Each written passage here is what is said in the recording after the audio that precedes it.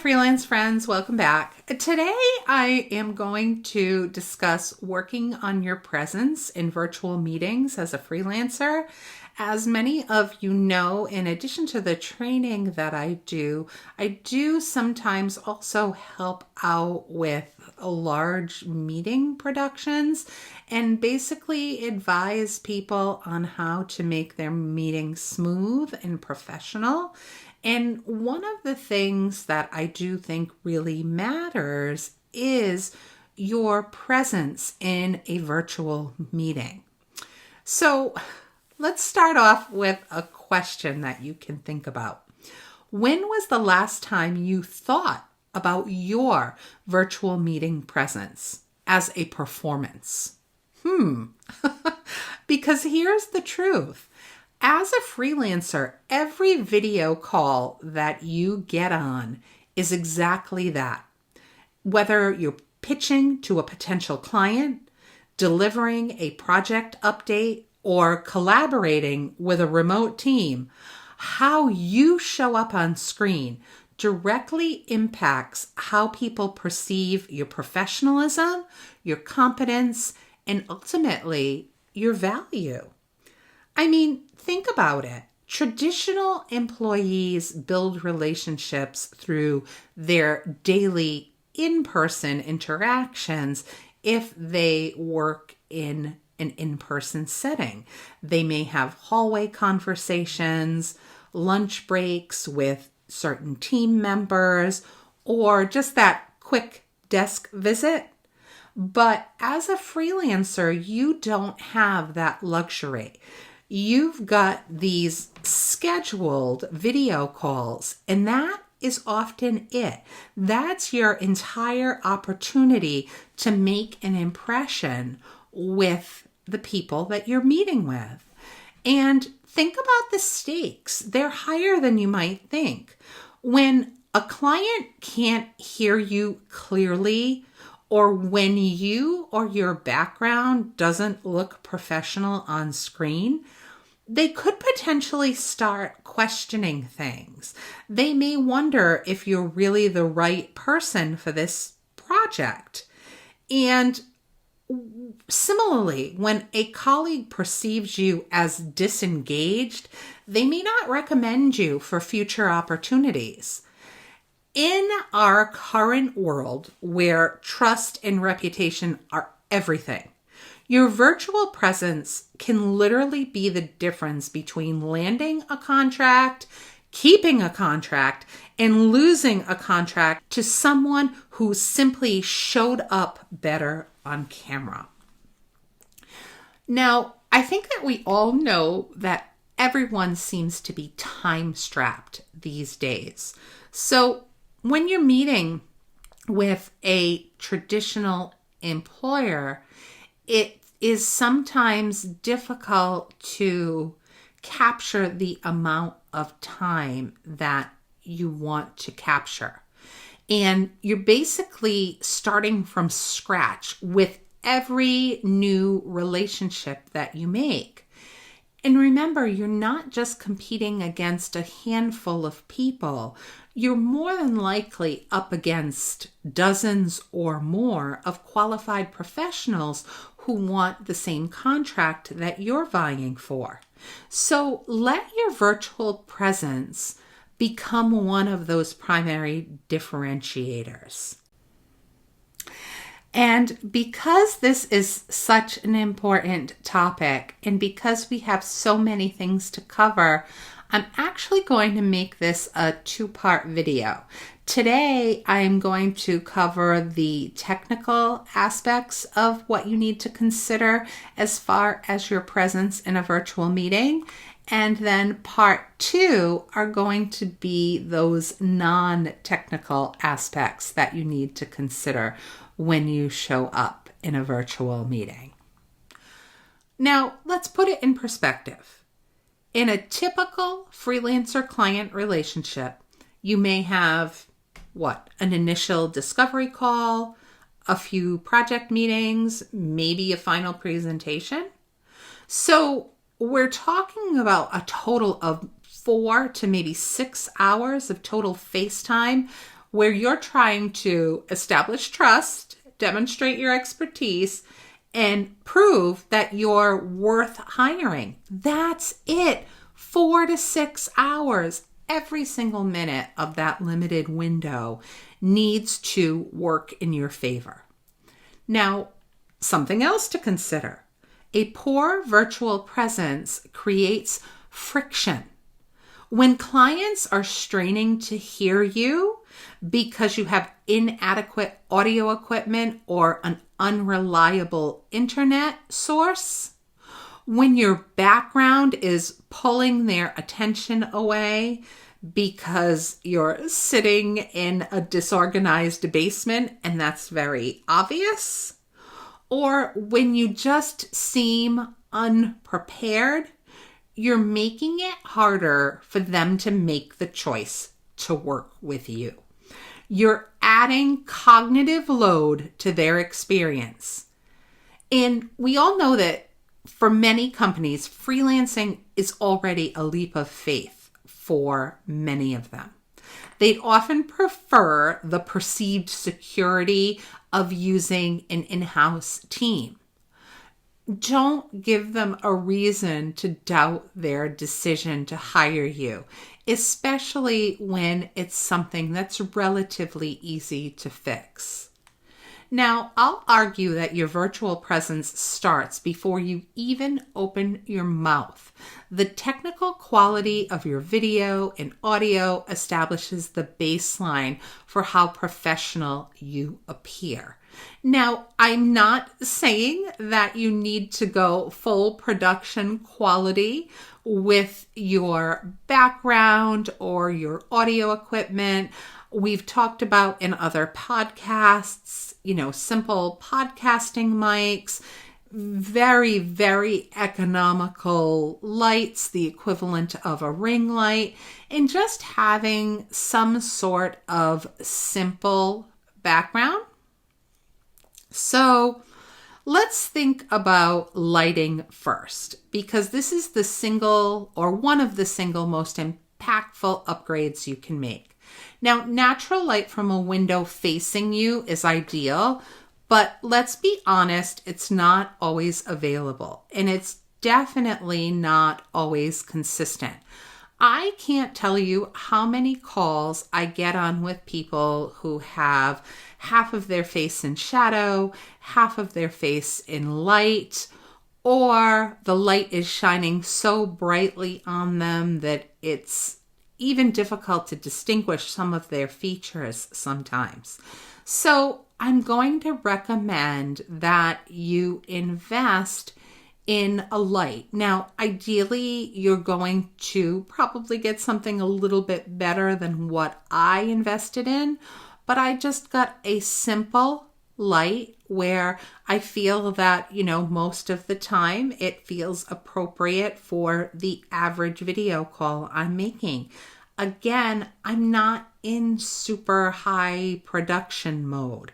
I just want something that's even and relatively flattering on my face that eliminates harsh shadows. So they recommend that with these light sources that you put them slightly above eye level and angle it down towards your face. So we're talking about a small investment here that could conceivably make a difference. Now, the next one is audio. Audio quality actually trumps video quality oftentimes, in my opinion, because I feel like clients will tolerate a slightly disorganized background or a grainy image, but what they won't tolerate is sitting through a meeting where they're constantly asking you to repeat yourself because you're not loud enough, there's background noise, or you keep cutting in and out. Now, when you're using your laptop's built-in microphone, it's going to pick up things that you don't necessarily want it to pick up. The biggest one, I think, is keyboard typing, you'll hear every click in your environment. So get yourself a dedicated microphone or quality headset that is going to give you increased noise cancellation capabilities so that you don't get that background noise and that your audio is fairly clear and crisp. Again, we're not talking hundreds of dollars, but you can make a relatively reasonable investment and get a mic where you're going to sound clear. Now, let's talk about camera positioning. You would assume that by this point, people would know where to position themselves in the little rectangle that we use in these video conferencing softwares. I can tell you that that definitely isn't the case. Now, you want to place your camera at eye level or just slightly above. Because if you're looking at the camera from below, it creates a somewhat unflattering angle. Your head should take up roughly the top third of the frame with a small amount of space above your head. So don't sit too close, don't sit too far back. Basically, try to make yourself proportional in the frame. Now, your background matters too, and people have very different and strong opinions on backgrounds. Some people feel like they need to use a virtual background that shows a designer office or beautiful home environment.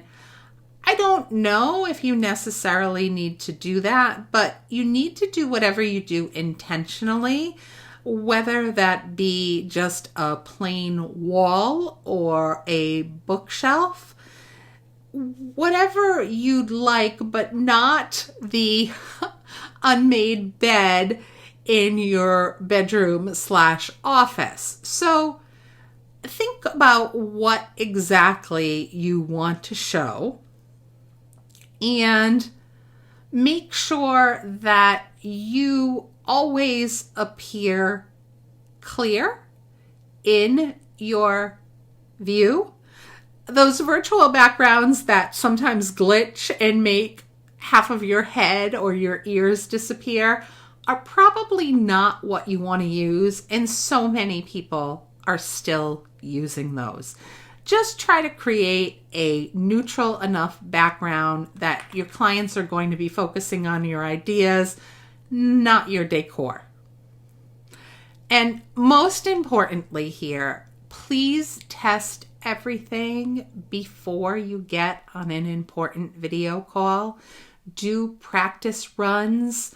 Make sure that you can comfortably screen share. Make sure that your lighting is flattering. Make sure that the audio is appropriate.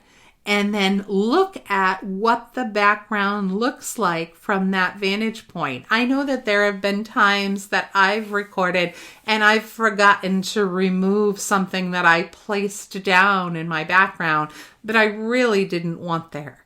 So that's something that you can keep in mind. Now, a couple other things to consider are using the chat and reactions features purposefully.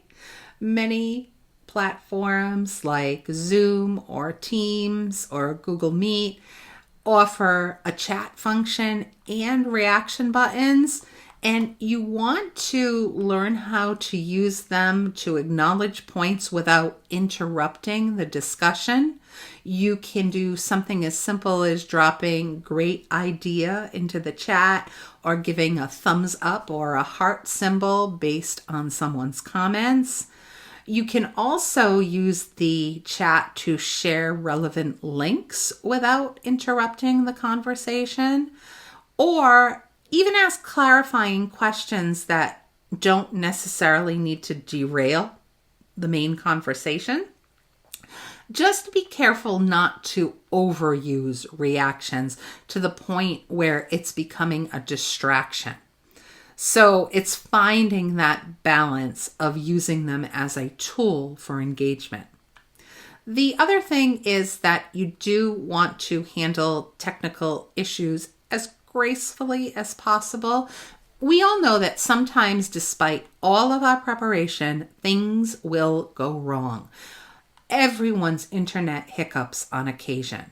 And sometimes your cat or dog might take the opportunity to jump on your keyboard. And also, there are some things that are beyond our control. Sometimes we have landscapers or construction that is beginning outside of our window that we cannot control. Now, when this happens, acknowledge it briefly, apologize once, and then move on. Don't spend 5 minutes apologizing or explaining for the noise outside. It's better to say something like, I apologize for the noise, just let me close that window. That's going to be sufficient. Also, of course, have a backup plan. Have your mobile device hotspot ready if you need to, or be able to relocate into a quieter room in a different portion of your house if you need to. So I'm going to end it with those technical tips for today, and the next time we will be back with non-technical tips to work on your virtual presence. But I challenge you to look at your virtual presence as your storefront, basically like a handshake with a client, because it is your first impression. And you want to be sure to invest in it accordingly. And hopefully you'll notice that moving forward, it will start paying you dividends in stronger client relationships, more improved projects, and a sustainable freelance career. Thank you once again for tuning in. If you found this helpful, if you can't wait for episode 2, then please do like and subscribe. I'll see you then. Take care.